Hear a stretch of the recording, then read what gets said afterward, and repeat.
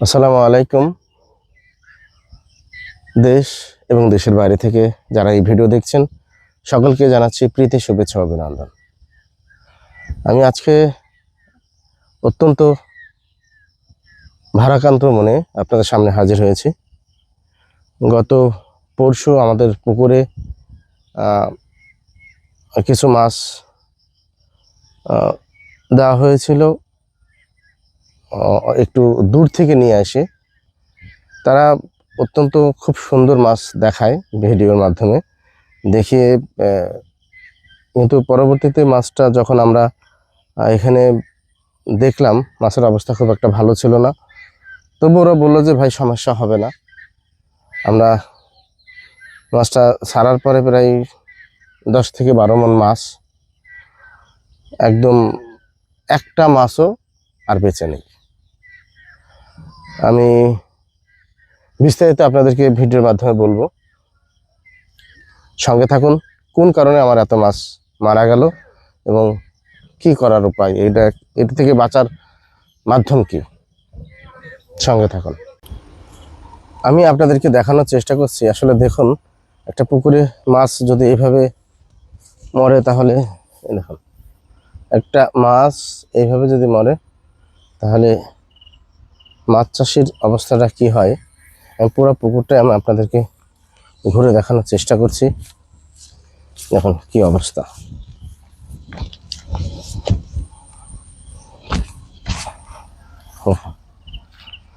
এইভাবে সারা পুকুরই দেখুন। আপনারা ঘুরে ঘুরে দেখুন একটু। আসলে মাছ এখানে নিচ দিয়ে যাওয়ার আসলে রাস্তা নেই।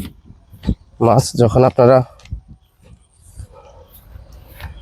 মাছ চাষের সফলতা ব্যর্থতা ডিপেন্ড করে মাছ মরা বা বাঁচার উপরে। একটা পুকুরের মাছ যদি এভাবে সব মরে যায়, তাহলে সেই চাষি কখনোই সফল হবে না।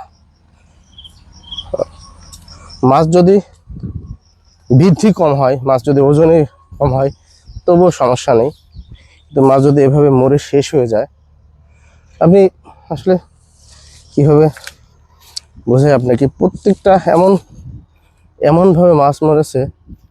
দেখুন, এই দেখুন, কখনোই একজন চাষি সুস্থ বা স্বাভাবিক মন মানসিকতা থাকা উচিত। মানে পুরা পুকুরে এভাবে মাছ মরে আছে। আপনি দেখুন আপনারা কি অবস্থা।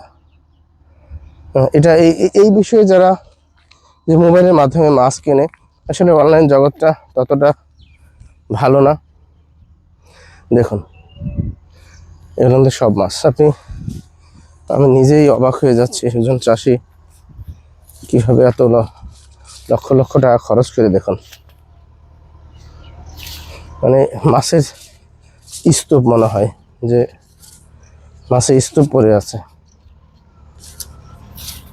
সারা পুকুরই মাছ আছে। দেখেন, এখনো আপনি ক্যামেরায় দেখতে পাচ্ছেন 2-1টা মাছ ভাসছে, কিন্তু এগুলো মরবে।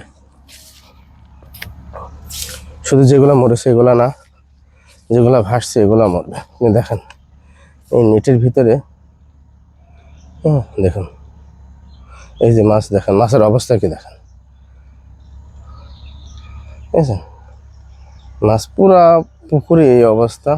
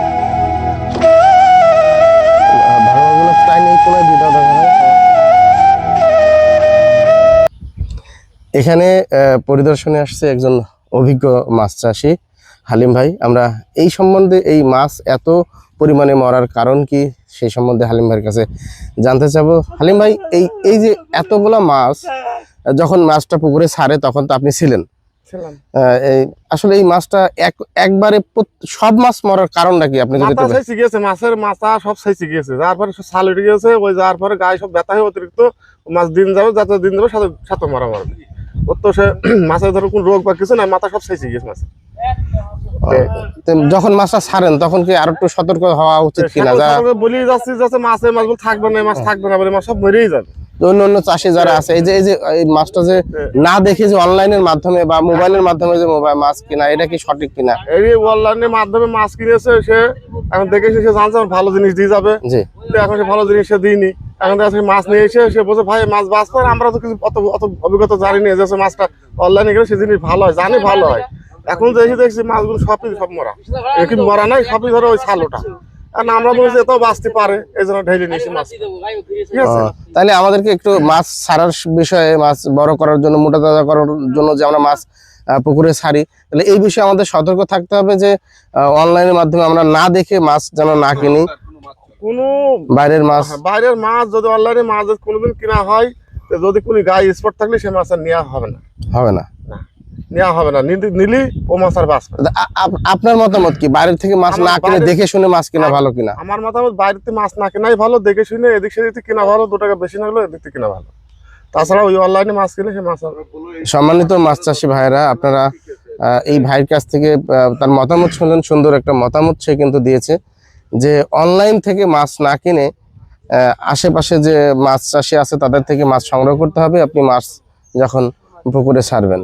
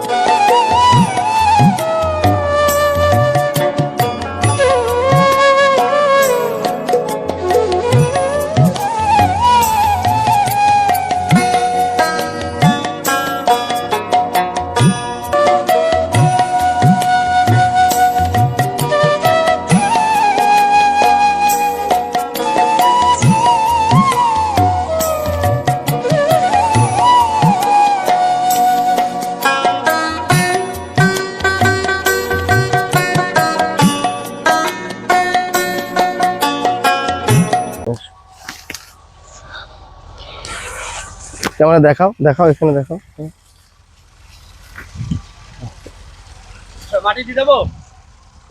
মাটি দাও, মাটিতে আসো, এখানে আসো, মাটি দিয়ে দাও, যাও আমার কাছে ধরো। এইভাবে পুকুর থেকে মাছ নিয়ে মানে মাছের কবর যদি দেওয়া হয়, তাহলে আপনি বুঝবেন যে একজন চাষি, মাছ চাষির কষ্ট কতটা হতে পারে।